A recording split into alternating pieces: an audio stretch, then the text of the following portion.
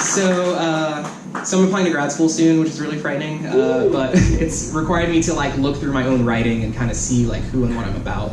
And I'm like obsessed with form, how a poem looks and how it comes off. Because what better metaphor of being an African American or any minority in this country without having to express yourself under structure? To have some sort of force that you do not understand necessarily, that have rules that are way beyond your years, that tell you how you need to be communicated. And so this is kind of something that I've dealt with my entire life and something that like I'm on the verge of being obsessed with. So I'm gonna just kind of talk y'all through like different forms and how I've experienced life. This first piece are memory poems. So I've written all of these in my head and I've never written them down to try to treat poetry as if it was living.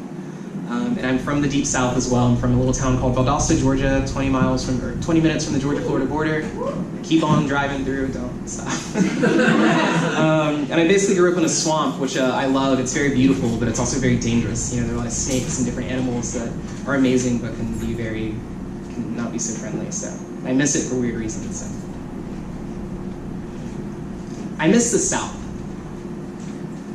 I miss the swamp, and not just for the black water that simmers with tadpoles, or the humidity that makes the air so thick it becomes something that has to be chewed. Can I curse? Is that cool? Something that has to be chewed. I miss the violence. I miss those hard lessons that come at you fast and sometimes draw blood. Like the whisper of Sister Mosquito that warns you that scratching will only make it worse, and that you may kill her if you are fast, you will smack yourself in the process every time. And I miss listening to the glittering clouds of gnats at dusk, because they tell you that even what annoys you can be beautiful if the sun hits it just right. And I miss the peat, because it'll call down the lightning just to prove to you that even water can burn. Fuck! I miss the violence of the South. I miss the stick and poke you get from the sticker bush. I miss the game of stick and move you play with the water moccasin. I miss the violent dialectic between need and want and take and grab.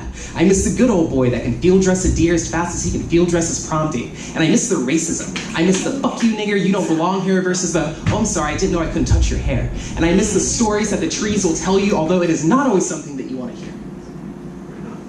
And I miss my grandma, because she taught me that to love someone is to cook for them, because who doesn't crave a belly that's full?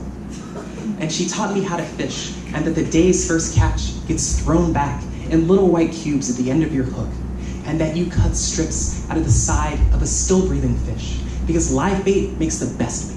And you know that's true because if you had to choose between an old life and a new one, you would choose the new one every time. And she taught me what cruelty looks like, in the bottom of a bucket, breathing its own blood, and taught me that cruelty can be born from love and still serve you chocolate cake. And she taught me that feeling you get of when you know that you've seen something that's wrong, and you can't always trust when someone you love says, don't worry, baby, they can't feel a thing. And I miss the violence because scarves give credibility to any story, and all those southern memories have curled edges. And even now, I can hear the call of the swamp, and I can feel its pull, and I can't wait to go back. But you must believe I won't get caught without my pocket knife. Thank you.